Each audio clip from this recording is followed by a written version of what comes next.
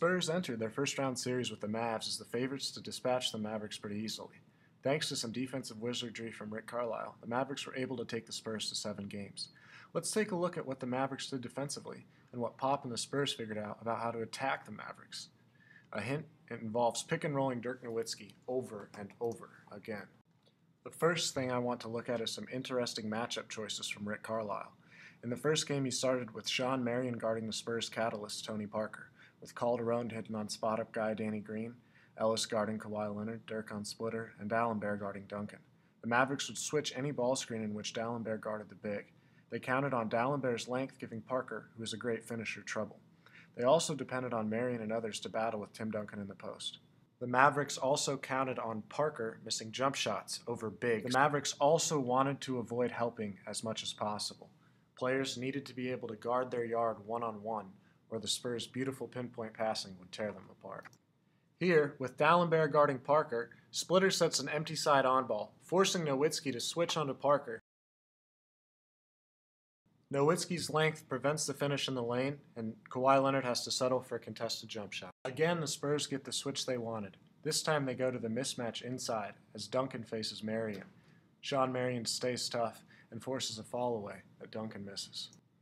Marion's length and savvy caused issues for Tony Parker and other Spurs players, as witnessed by this fast break airball layup. The Mavericks' funky roster construction forced them to play some odd lineups. Here, DeJuan Blair plays the 5, with Shawn Marion at the 4.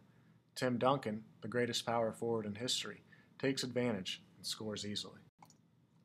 Because of the weird lineups the Mavs had to play and their cross-matching, the Spurs immediately tried to take advantage pretty much every game right out of the gate.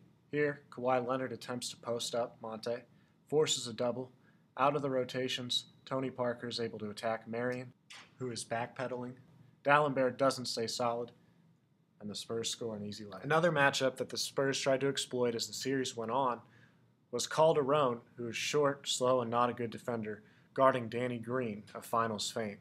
Here he misses a couple shots, both fairly good looks, maybe a little rushed.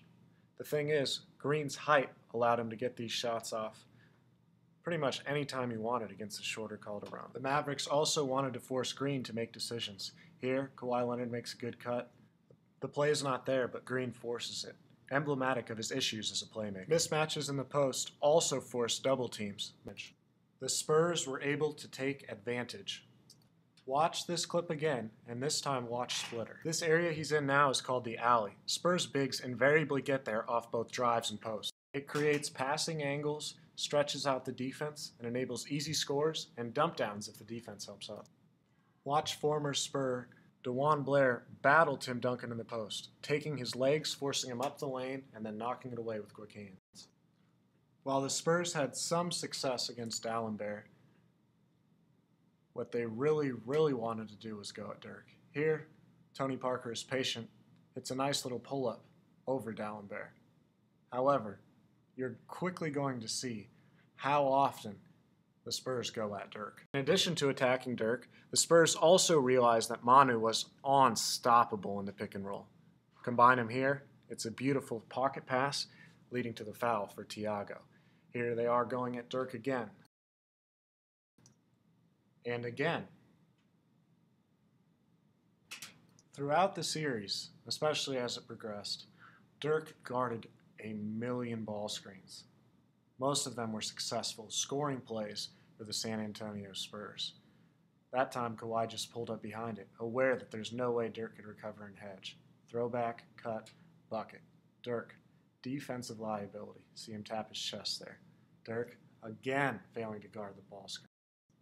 In case you're failing to get the picture, let's run a few more back, stop, and witness the Spurs scoring in the painted area or scoring on wide-open pull-up jump shots against Dirk over and over. Good job pushing up there by Marion. Got beat a little bit. Sometimes good players will do that to you. It's late game. The Spurs need a bucket.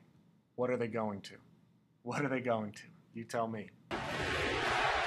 It's Parker, not Ginobili now initiating the offense. Diaw for the lead. Got it! Huge! Boris Diaw.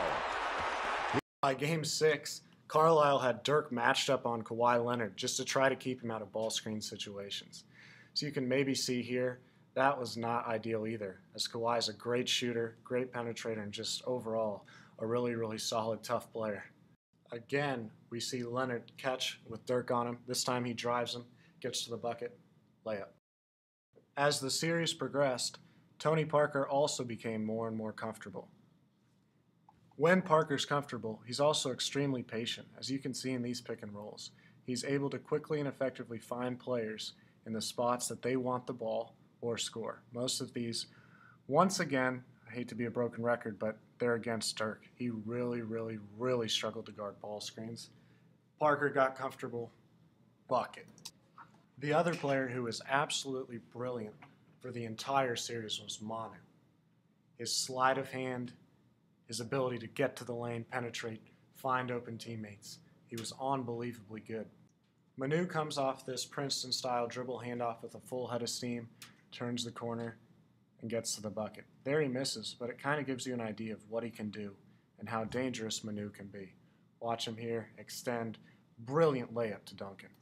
Don't forget about Duncan either. The man is called the big fundamental for a reason.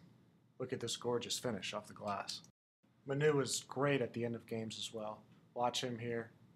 Great, great drive. Nothing else I can say.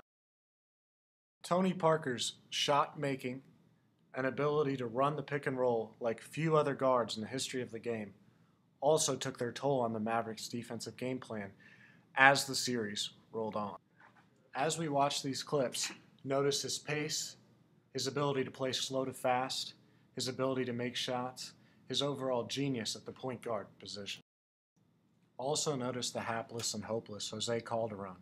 There he gets broken off, unsure whether it was a switch, whether the big was supposed to drop to guard the ball screen. Capitalizing on mismatches such as Calderon when he was forced to guard Parker, Dirk Nowitzki guarding ball screens, Dirk Nowitzki guarding Kawhi Leonard on the perimeter, Sean Marion guarding Tim in the post.